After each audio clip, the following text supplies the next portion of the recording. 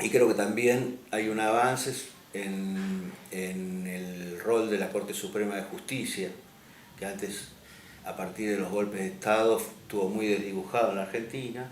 Creo que están estableciendo jurisprudencia en varias materias que muestran una independencia respecto a los otros poderes, como es el caso, por ejemplo, de las actualizaciones de deberes de los jubilados y pensionados, y otras acordadas respecto a, por ejemplo, a los riesgos de trabajo y demás, que están sentando una jurisprudencia muy importante respecto a los límites y alcances de las políticas públicas. También pensaba ahí, Norberto, el tema de la escala del Estado, ¿no? Porque en términos está la escala nacional, provincial y de gobiernos locales. Y otras instancias intermedias entre lo nacional y lo provincial, en el ámbito regional, no funcionan por ahora, ¿no? Más allá de temáticas específicas. Porque la mayoría de los alumnos que tenemos en el campo virtual tramitan su vida en distintas provincias. Y la impronta de los gobiernos provinciales en la vida cotidiana a veces es mucho más fuerte que la impronta del orden nacional. Sí, y esto de alguna manera fue así durante la etapa colonial de la Argentina. Pero en la etapa moderna, especialmente después de la Constitución de 1853 y con la generación de 1880, hubo un cambio radical por el cual el Estado Nacional se constituyó en la institución más importante del país y fue conformada en términos muy autoritarios y muy centrales, que implicaron la pérdida de la importancia de los gobiernos provinciales y mucho más de los gobiernos locales. Pensemos que, por ejemplo, se eliminaron los cabildos, que eran las instancias locales, municipales más importantes, en donde, si bien participaban los vecinos que eran propietarios, era una instancia de participación relevante para la época. Y tenían, a diferencia de los municipios actuales, una serie de competencias muy importantes.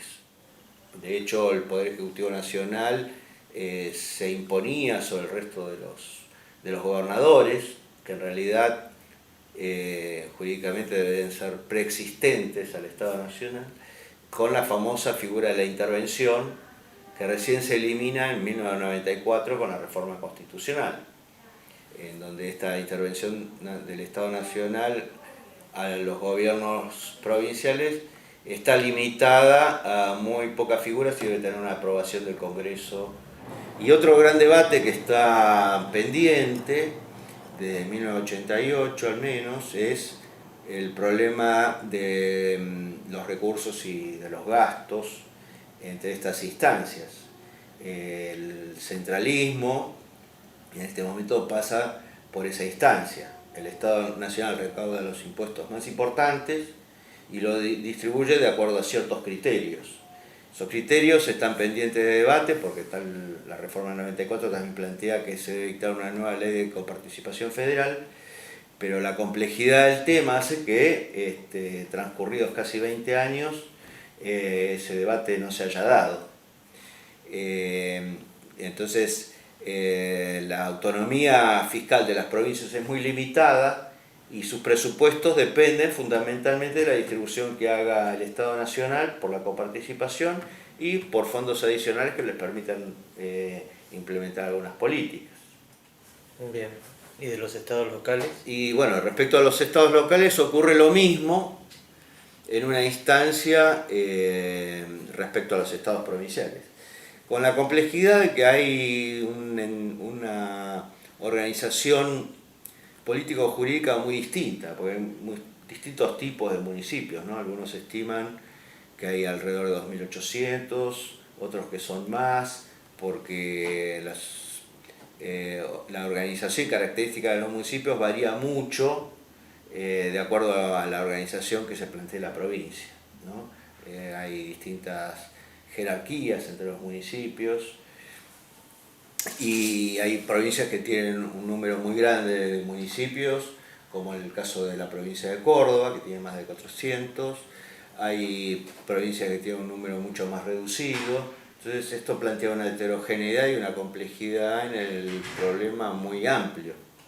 Pero no hay una tradición como puede ser en Europa o en algunos sectores de Estados Unidos donde el municipio es una instancia importantísima en la vida política de las personas. ¿Cómo podríamos definir para quienes apenas se acercan al tramo de análisis de la política pública lo que es una política pública? Bueno, una política pública es una forma de intervención del Estado en el ámbito de la sociedad civil y de sus integrantes, en primera instancia. Una política puede ser la intervención en un aspecto o puede ser también dada por la no intervención. Muchas veces cuando el Estado no interviene en un problema social, está definiendo una política. También el otro problema es que muchas de las políticas que nosotros podemos analizar a través de las normativas tienen objetivos que en una ley pueden ser muy claros, ¿no? Pero también hay objetivos que no están explícitos en la normativa y en ese sentido también es interesante o importante tratar de analizarlos, ¿no? Porque muchas veces la gran complejidad que tienen las políticas es en cuanto a sus resultados y a sus impactos. Pero los impactos tienen un carácter cualitativo y muchas veces no son claros de analizar. Por ejemplo, el caso de la enseñanza del sistema universitario nacional. Si nos guiáramos, por ejemplo, por criterios de eficiencia y de eficacia respecto a la cantidad de alumnos y a la cantidad de egresados, podríamos cuestionar resultados de la política, pero los impactos desde el punto de vista del mejoramiento del nivel educativo de la sociedad respecto a las actividades de esas universidades y demás son mucho más importantes, tienen impacto a lo largo del tiempo, pero a su vez son muy difíciles de cuantificar y medir. En el accionar de una empresa esto no es así. El accionar de una empresa implica una medición muy clara de los resultados. Ahí cuando empezaste a anunciar que las políticas públicas tienen un ejercicio específico de concepción primero del Estado, ante su aplicación, pero también tienen un momento de planificación, de construcción primero en la agenda pública de esa temática, de planificación, de implementación y de evaluación para poder después ser reformuladas. ¿Todas las políticas públicas tienen este ejercicio? Bueno, como esquema, digamos, del ciclo de las políticas públicas, podríamos decir que sí. Pero acá también habría que ver de qué tipo de política pública estamos hablando y por consiguiente de las características respecto al grado de intervención del Estado. Por ejemplo, las políticas neoliberales, las políticas económicas neoliberales que asignan al Estado el rol de implementar una política económica que desregule todas las formas institucionales de control del Estado. Y en ese sentido, ahí el mercado tiene un rol central porque es el funcionamiento del mercado el que va a planificar el crecimiento económico.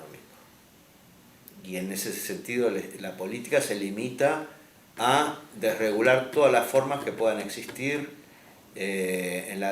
para el desarrollo del mercado, todas las formas institucionales o las trabas de funcionamiento institucional que impidan un mejor funcionamiento del mercado. Si planteamos la perspectiva de un modelo, como diría Bresser Pereira, neodesarrollista o de mayor intervención y competencia del Estado, este ciclo de planificación que surge a partir de un debate parlamentario y que va a estar plasmado en una normativa y que requiere además de una burocracia que sea capaz de implementar con cierta eficiencia y eficacia esos objetivos, va a requerir posteriormente sí de una evaluación que lleve a reformular en el tiempo esas políticas.